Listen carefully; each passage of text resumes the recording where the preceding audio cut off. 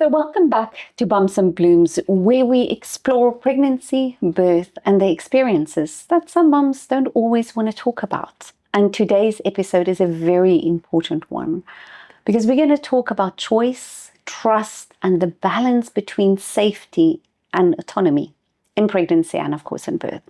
And I am joined here today by Cecile, a highly experienced midwife who's supported countless families throughout Dubai.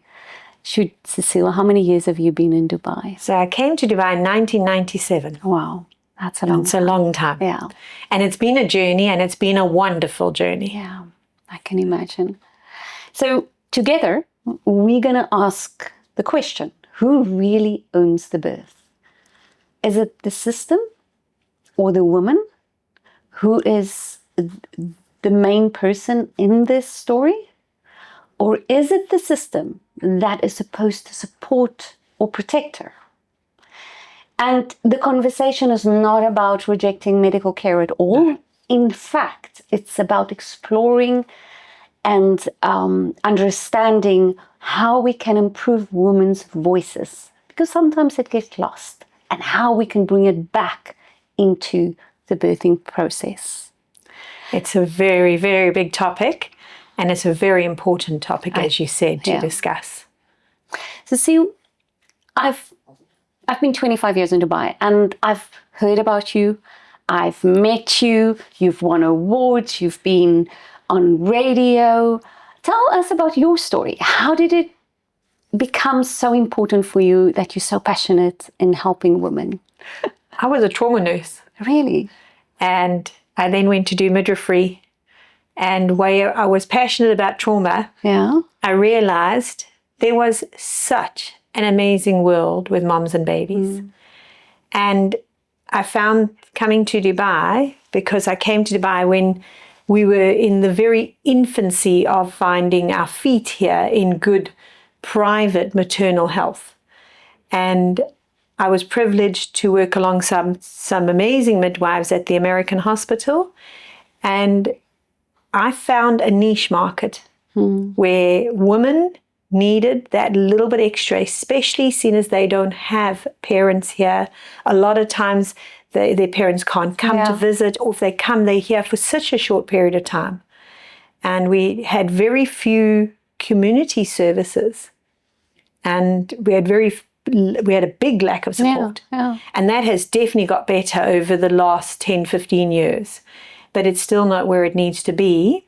And my primary focus when I left the hospital became education. Making sure women were informed, being able to make their choices themselves. Otherwise, it meant that they went into birth without that background knowledge to make very important decisions actually at that moment.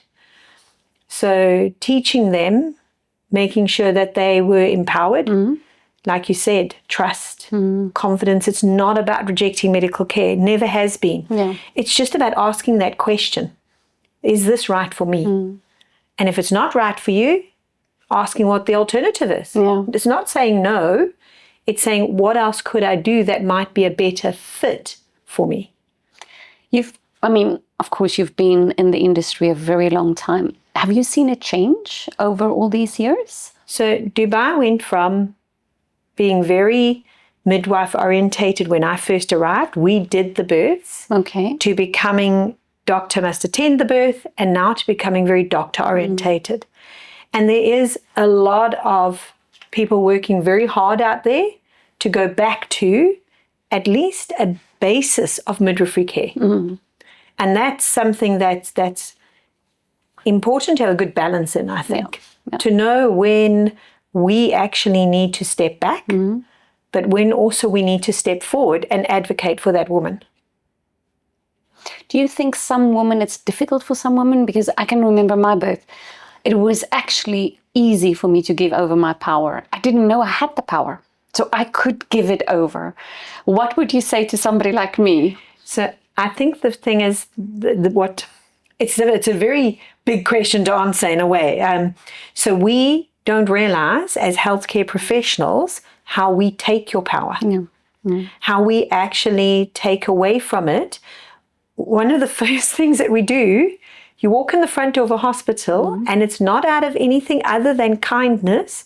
Would you like a wheelchair? True. Wow. And what are we saying when we say that? We're saying, would you like a wheelchair because you can't walk? Or are we doing it out of kindness, saying, can I help you? But your body doesn't know the difference. Yeah. Your body sees somebody saying, sit down, I'll push you because you're not capable. And then you come into the labor rooms, into the birthing suites, into the delivery rooms, whatever we want to call them. You know, I'm well known for saying pizzas are delivered, babies are born. Love that. So, but we then get you to change into a hospital gown. Yeah. Again, that tells you you're sick. That says, basically, put these clothes on because you can't wear your own clothes because you're ill. Yeah.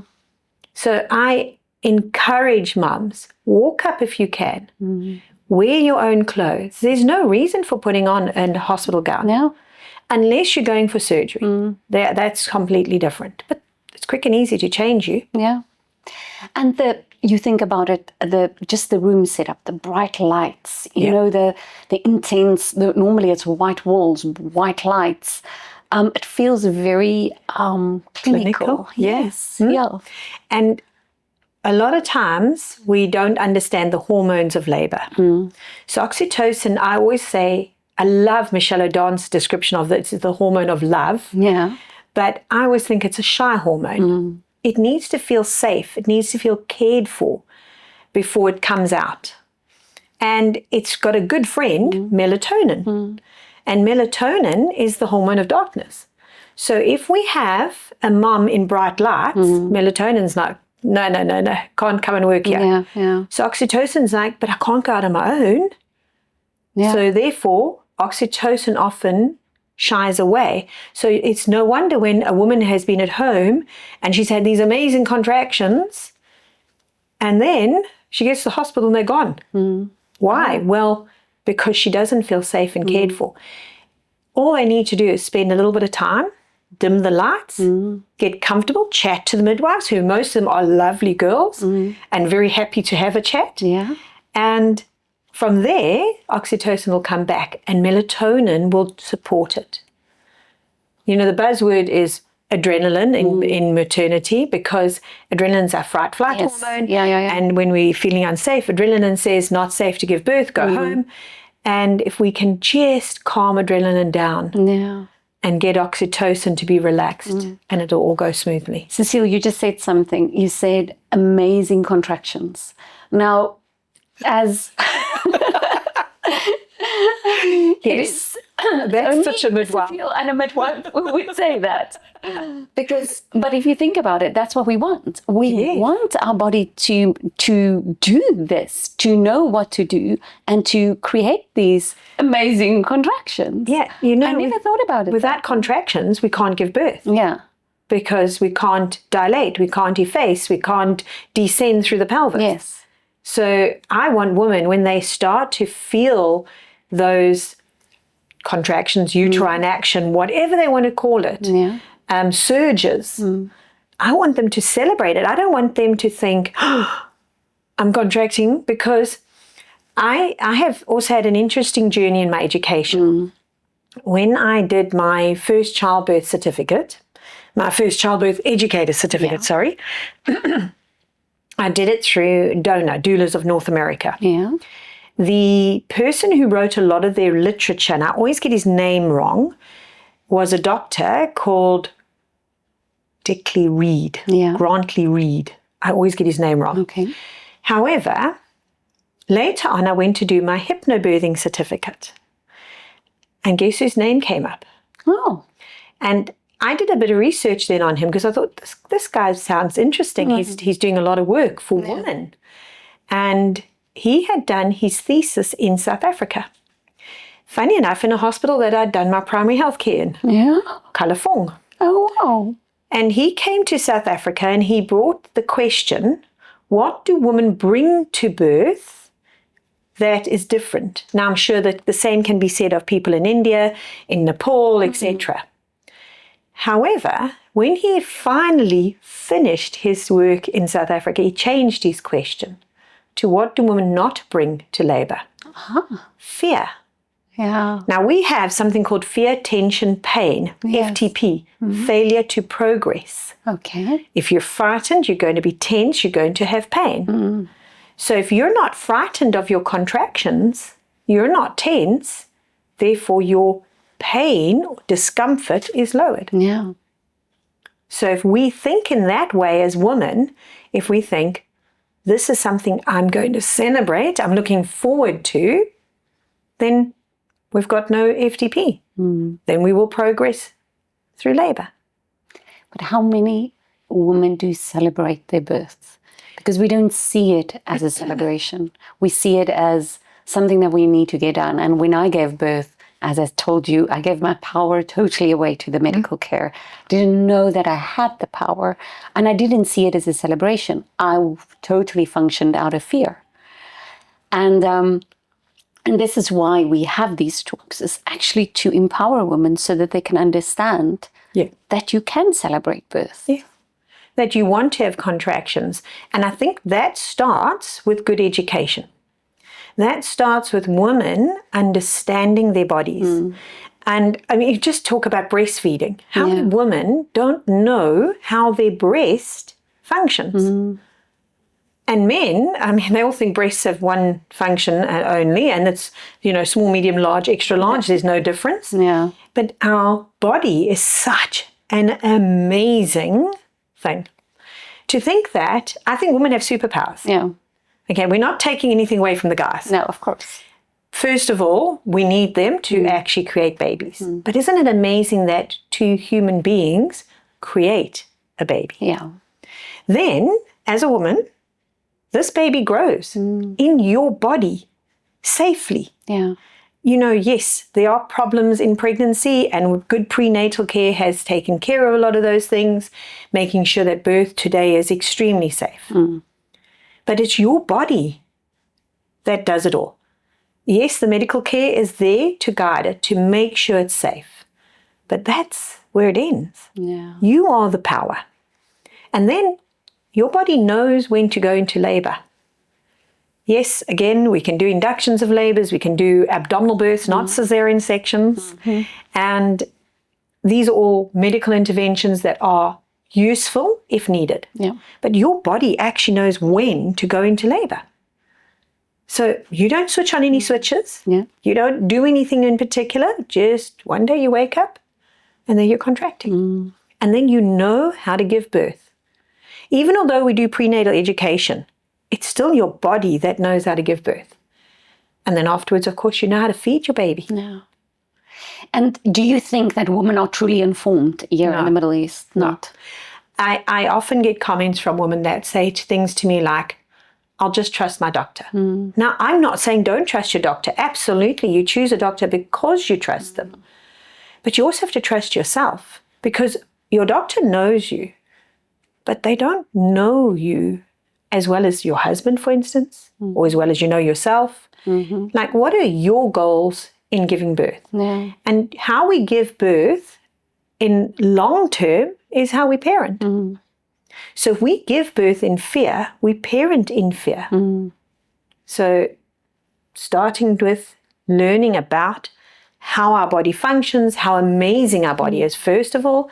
And I love it when I do prenatal classes, because when I'm speaking to women and you say this to them, they're like, yeah, oh yeah, that's actually true. I am growing a baby and I am going to give birth. Yeah. And I don't think that women always understand that it's a very powerful experience that we can go through if we allow ourselves to go through that. But it's the birth of a mom for the first time, right? You've never been a mom before. So you don't only birth the baby, you birth a mom. You birth a father. And yeah, you birth a father. And then you birth parents. Yeah. Yeah. And it is a very transformative experience for us to be able to go through. And it can be life-changing. For good or bad, right? Because there's a lot of people who unfortunately had very bad experiences. Yeah, and it's very sad. I do hear birth stories on both sides. I heard a lovely birth story just the other day from a mum who messaged me to say her baby had been born, and thank you so much, because everything you taught us in the classes actually helped. Everything you taught us helped us have this birth without any medical intervention. And then just the day after, I hear a mum who messages, and we're chatting on WhatsApp, and she's telling me about how it was long, it was horrible, it was uncomfortable, she felt neglected, she felt unsupported. And I'm not saying that the midwives or the doctors weren't doing what they needed to, but it became after her birth where she realized she wasn't given the opportunity to make decisions. And possibly, and you can never judge when you're not in that situation, possibly it was in a rush because of emergencies. Yeah. Do women know what to ask for when they go through the process of being pregnant and, with the consultations? No. We come into a consultation, which is always very rushed. Yeah. I think doctors have maximum 10 minutes per client, and literally it's in after you've been checked and it's out. Yeah.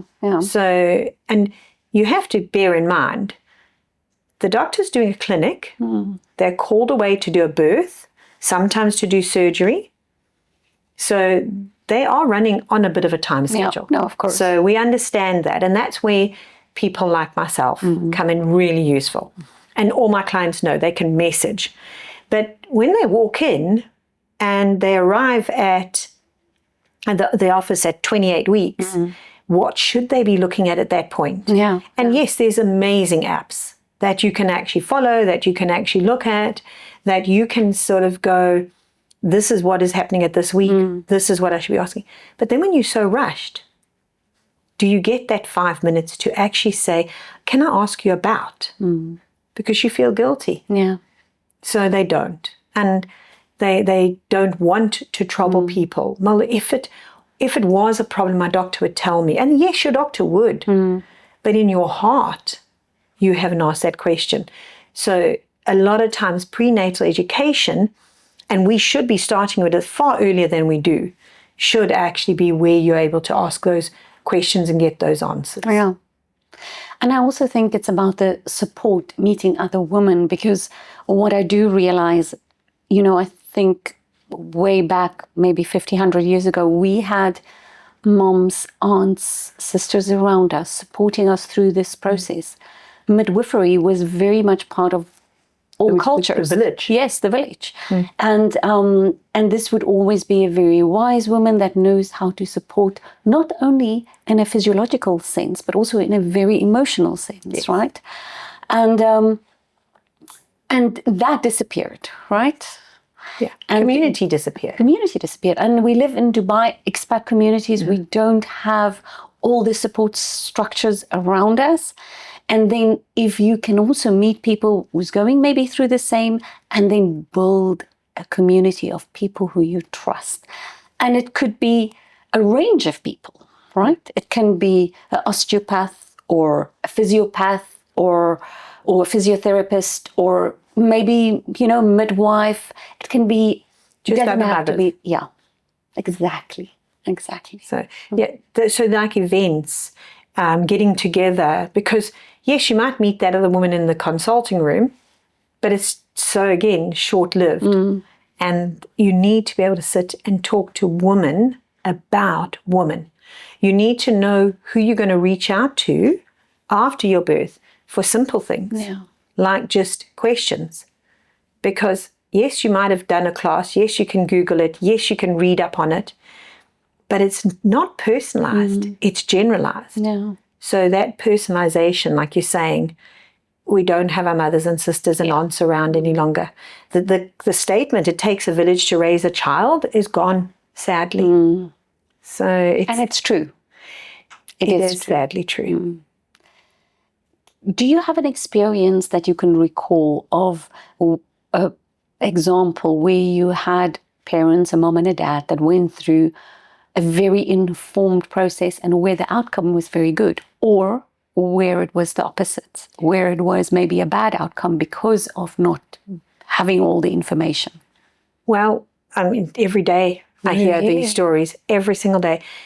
People come to me for breastfeeding and then always want to understand their birth, because how you birthed again affects how you're feeding. The hormones, the ability to have held your baby straight away, the ability to have attached your baby in that first hour. Although I like to call it the golden hours, not the golden hour. Really? Yeah, because it's not limited to 1 hour. It's 6 weeks of being able to put your baby on skin to skin. But was that facilitated? Those things all affect women. And in asking them this, you're asking them in their birth. And that's when tears come. And it saddens me, because I don't think anybody is intentionally trying to take that power, like you said, away from you. But they do without realizing it. Wow. Even our language. You know, when we talk to women and we say, we're going to do a vagina examination. First of all, it's a very intimate examination. And we don't always ask them to relax. We don't always prepare them to relax. And then we do this examination and immediately we lead with the negative. And I'm not sure why we do that. Tell me more. Why So would you say progress that? in labor has got 3 criteria. The baby has to be on the cervix, helping the cervix thin out, efface, then helping the cervix dilate, open up, and then descending through the pelvis onto the perineum. Now, some babies will descend earlier than others. So you may be, when you arrive in the hospital, 2 centimeters dilated, and you are 20% effaced. You're not very thinned out at all. However, the head is high. In an hour or 2, you're feeling an urge to push, and we do an examination on you, and the head has come down. It's low. You're now 80% effaced, but, and the word still, 2 centimeters dilated. Still equals stalled, stopped, and says you didn't progress. And we lead with your 2 centimeters dilated. And we say still. So we shouldn't. We should lead with the head is now low, you're 80% effaced, and 2 centimeters dilated. And then terminology is used like you don't progress, you're not progressing fast enough. Yeah. And your whole body, I mean, each cell in your body would hear that and listen to that. And that can create fear. And also, if you have women who, it's such an intimate time, who are feeling like exposed in an examination or something like that, that there's a lot of people around and you haven't taken their permission, you haven't told them what you're going to do, explained to them, that can make them feel violated. And that in itself then kind of takes away from their birth, from the very start, before they're even pushing a baby out. And I actually don't like women to push. Is it? No.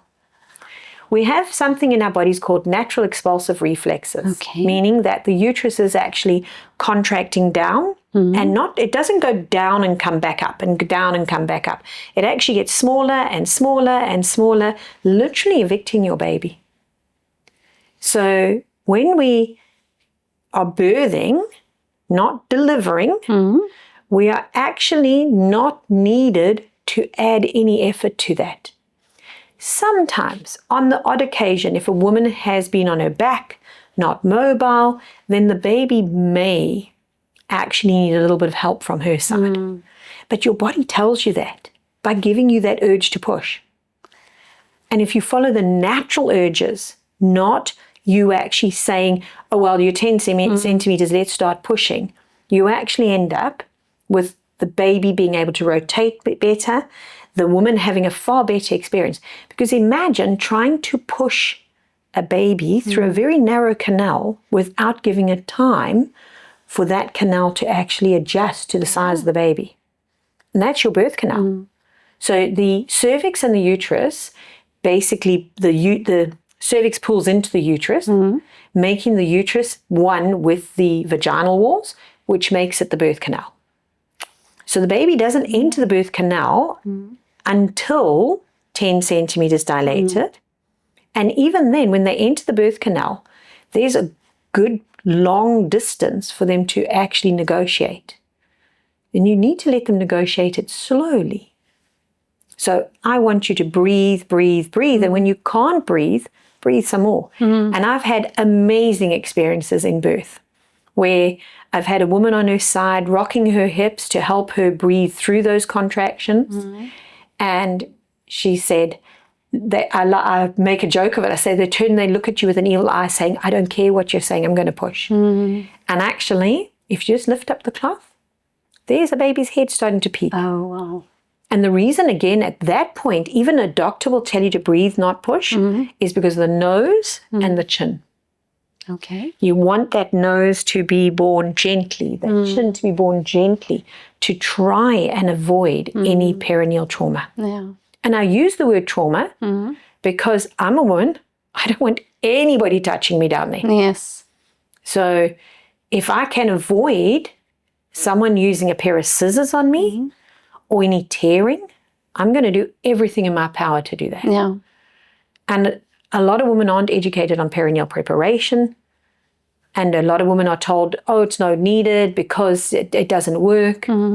Yet the research shows that epinose, anniballs prevent episiotomies, prevent perineal trauma by 70%. Sure. That's massive. That's a big number. That's big. Yeah. So I'm going to take the preparation and try and make sure that I don't end up with women who actually need to be cut or tear. What is coming back to that, what is the emotional and physical cost that a woman would pay if she is totally controlled? What do you see? Well, that woman, when she then has given birth, she has the hospital around her for 2 or 3 days and then goes home. And when she goes home, she is not confident. She basically goes home thinking, I can't do this. And a lot of what we do when we go on home visits, when women come here, is reassurance, is helping women look at what they're currently doing and empowering them again. So, for instance, a woman who's breastfeeding and she's not successfully attaching a baby and got painful nipples, if you can actually get her latching and feel comfortable, that takes her confidence levels up so high again, because at least she then goes, at least I can feed my baby. I'm achieving something. Yeah. So when the cost financially, think about, the implications of when a woman hasn't given birth or doesn't feel empowered after birth, that she ends up on formula. That's a financial cost, 100%. But it's a health cost to the baby.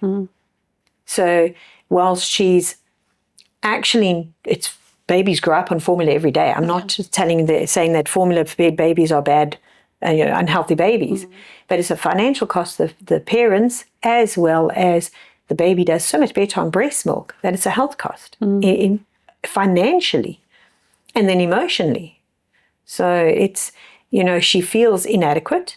So the minute I love it when you've got a woman and you see that face when she attaches comfortably and you can see that smile come back, the light come back into her eyes. And postnatal depression is 1 in 7 women, and we actually think expat-wise it's 1 in 5. Really? Because we don't have the support system. Interesting, yeah. And again, there are amazing women doing work with postnatal depression here in Dubai. But 1 in 5 is high. Yeah, that's very high. And a lot of times not diagnosed in the first pregnancy, only diagnosed in prenatal depression in the second pregnancy. Prenatal depression? Women who've had bad births, bad experiences in breastfeeding, have postpartum depression, but a lot of us are copers. Yeah. Women are strong. Anybody who we see above the surface only, we see the smile, we see the Instagram post, but we don't see what's below the surface. But that often comes out when you fall pregnant the second time. I didn't even know that existed. Yeah. And it's again very misdiagnosed. You know, oh, I'm a bit sad in my pregnancy. Oh, that's okay. It's just hormonal. Suck it up. What? Yeah. We shouldn't be sad. We should be happy. Yeah. Yeah. And our pregnancy hormones don't make us sad. They make us happy.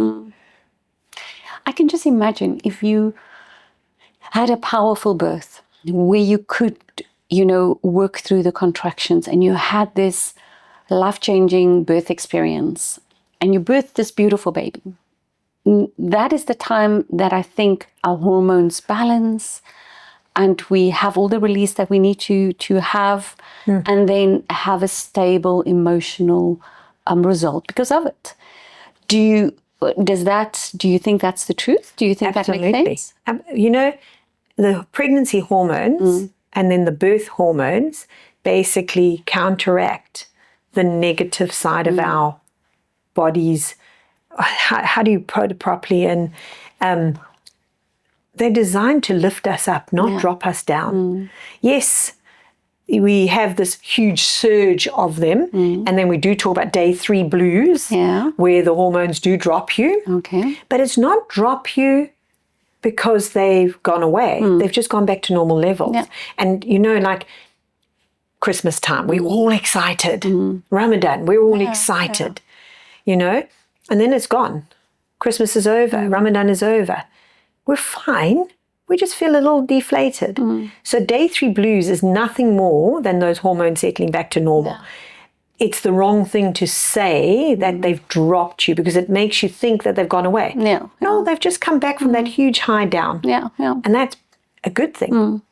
So day 3 blues last you maybe 48 hours. Okay.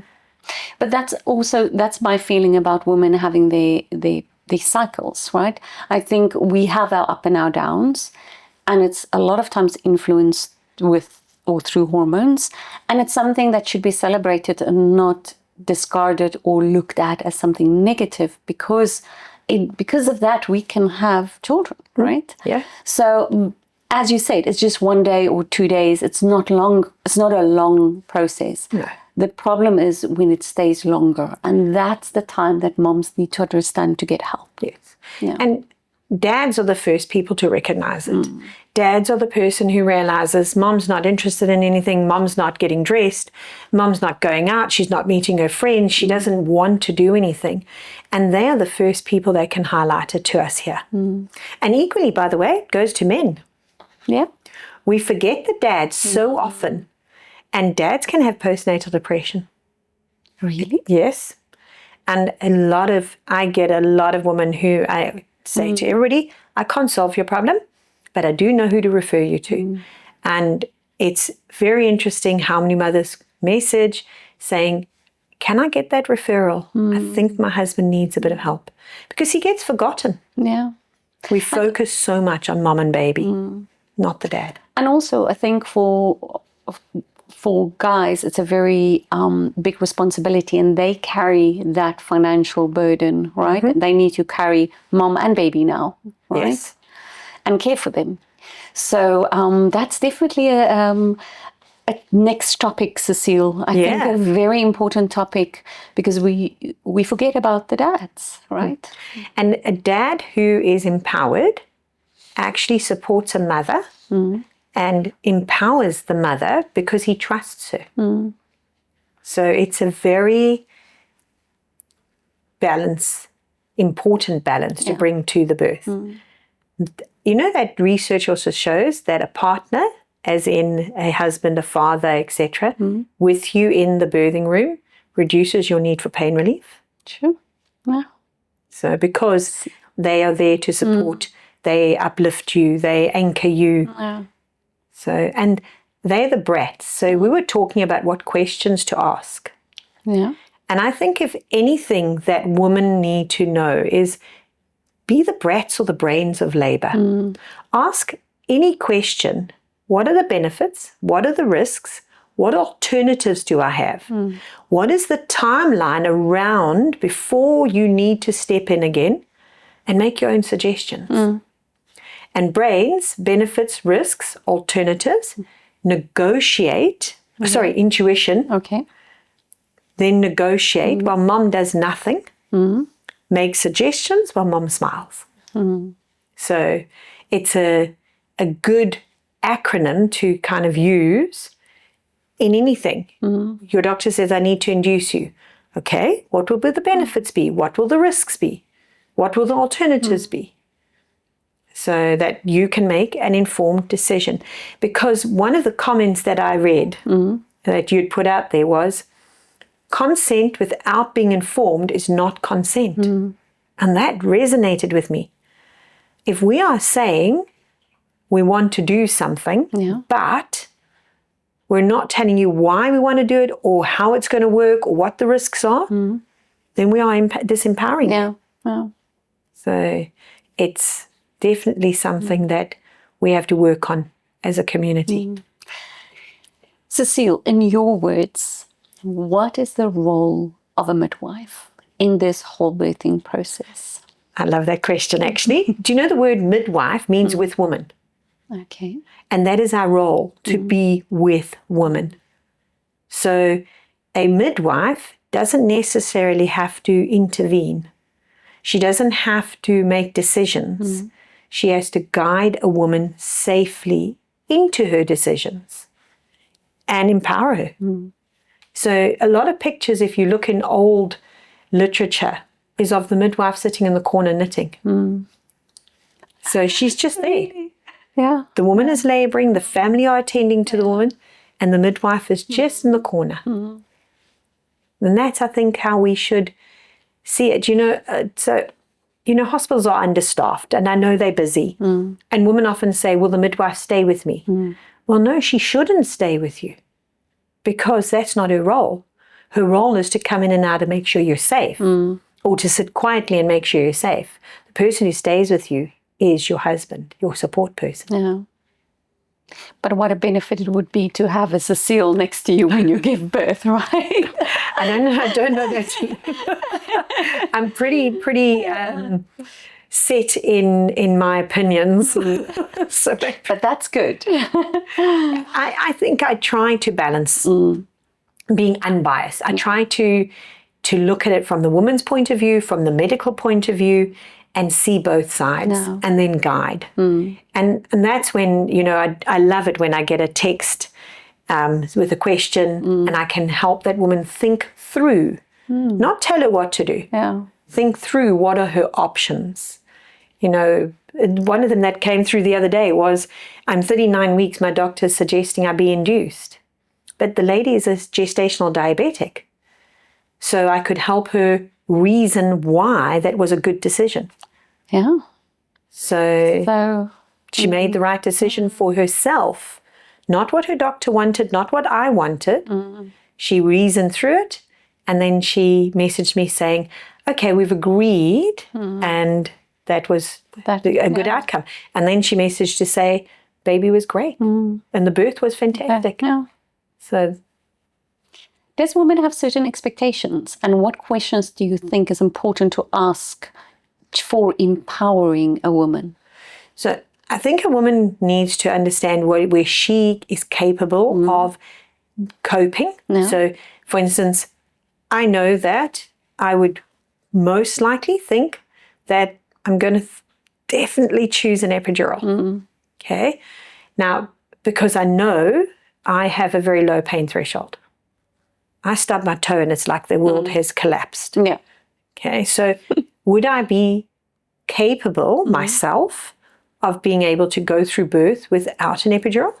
I don't think so. So knowing yourself and then knowing what is available to you. So what do you start with? What can I do at home before I reach the hospital? When should I go to hospital? And that's a big answer as well. It's not a question that you can just go, okay, go to hospital because they don't know when they at a point like 3 centimeters. Yeah. But it's knowing your limits.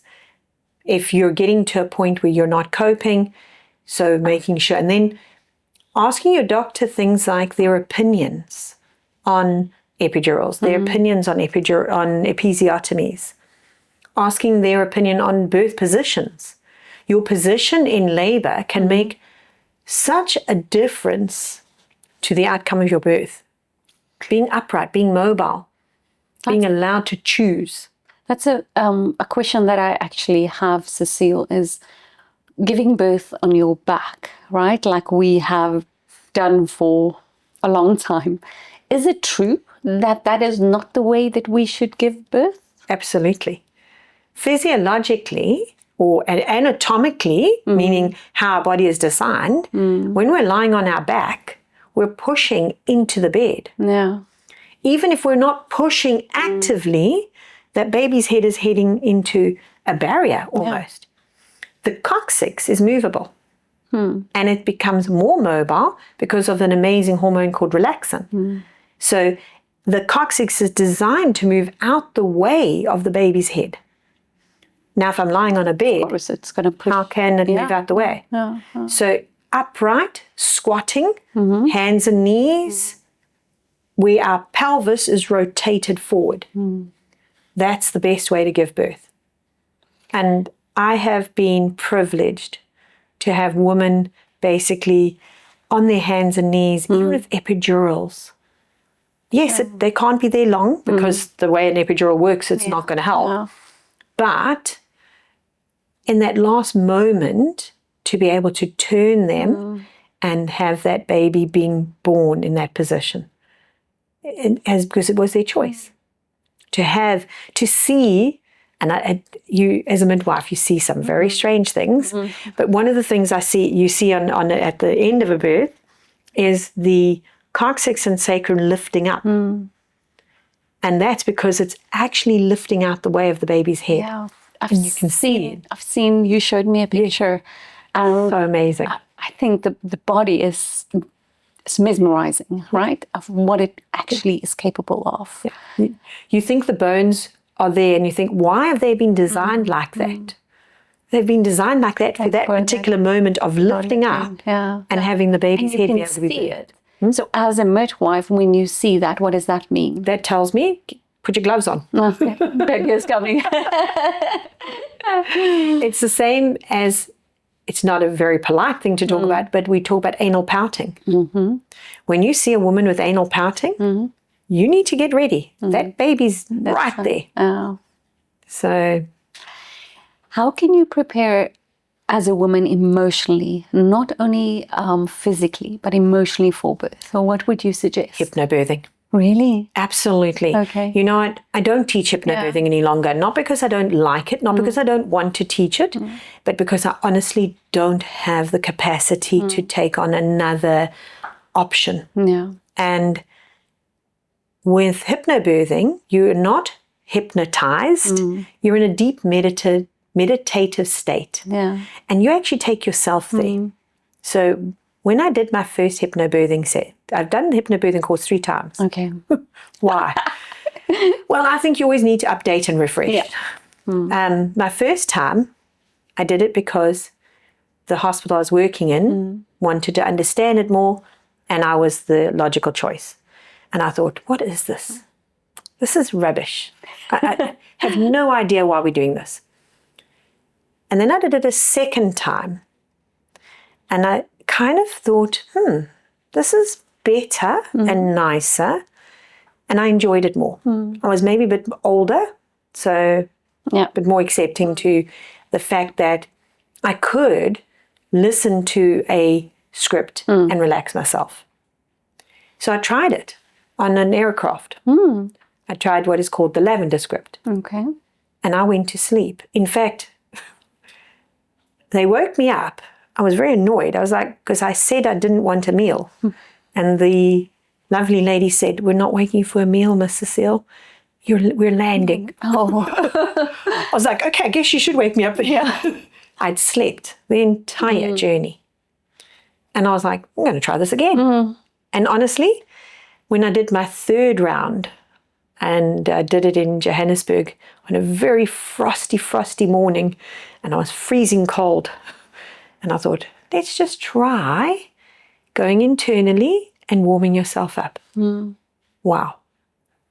So women who can actually practice, and you do need to practice it with your husband, and they can actually learn how to actually get themselves into that amazing space of power.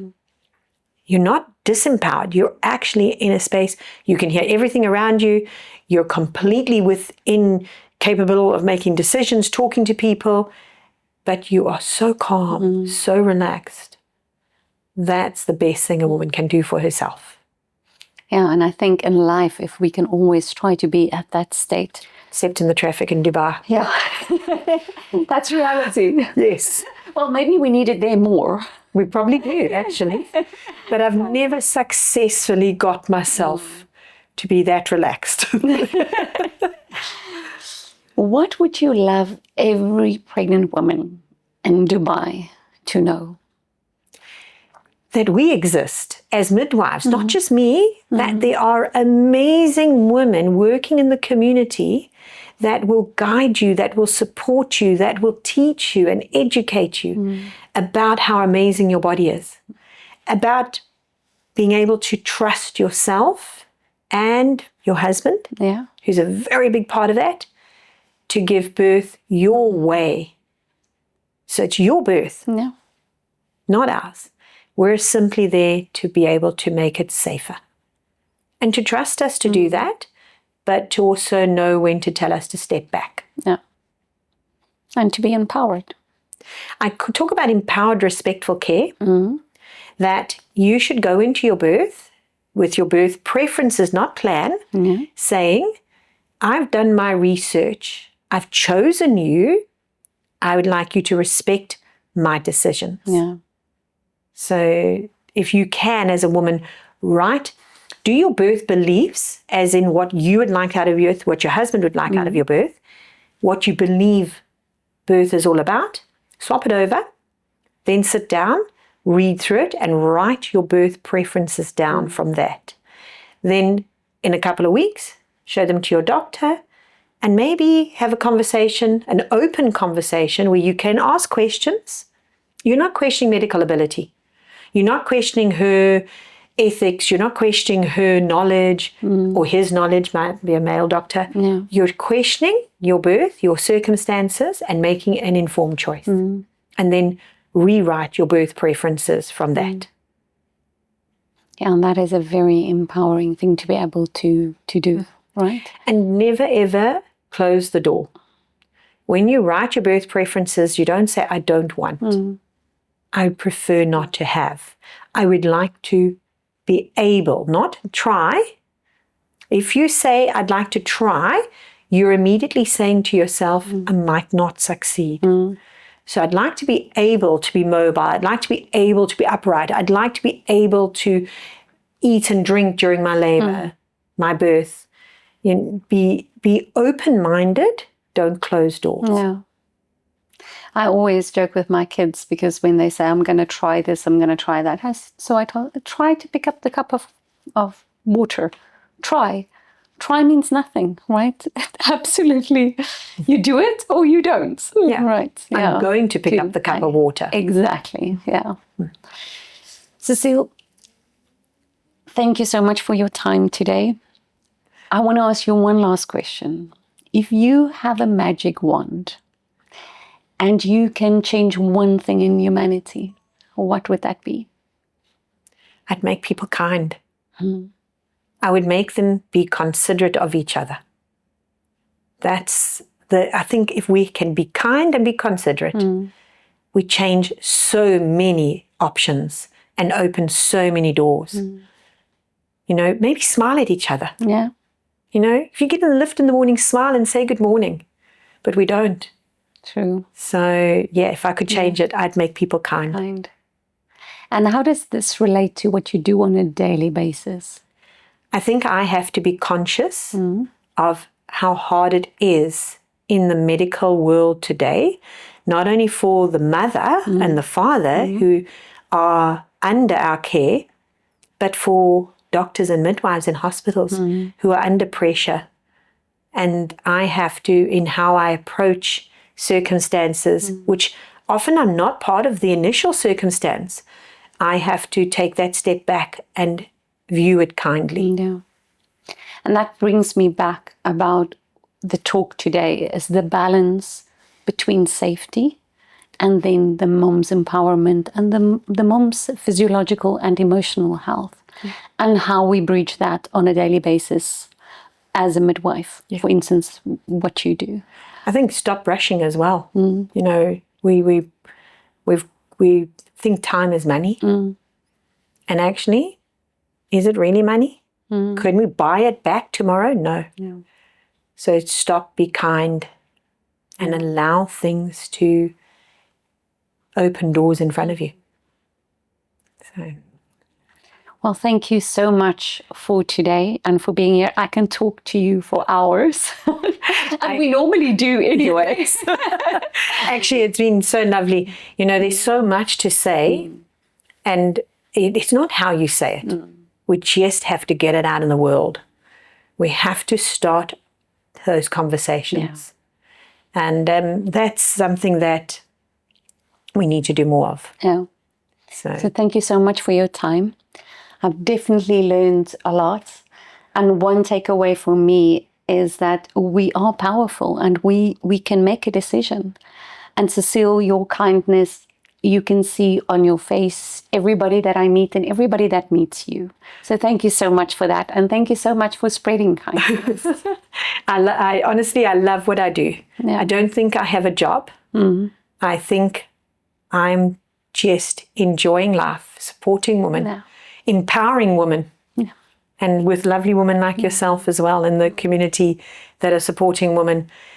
We are not here to work against each other. We are here to work together and put our crowns on straight. Yeah. And as you said, support each other. And this is why we have these events and create this community. So for everybody, please, if you enjoy this, please share it. Reach out to us, and we are going to do more of these, and we're going to tackle interesting, exciting, and some controversial topics. So stay tuned, and thank you so much for joining us today. Thank you, Cecile. Thank you.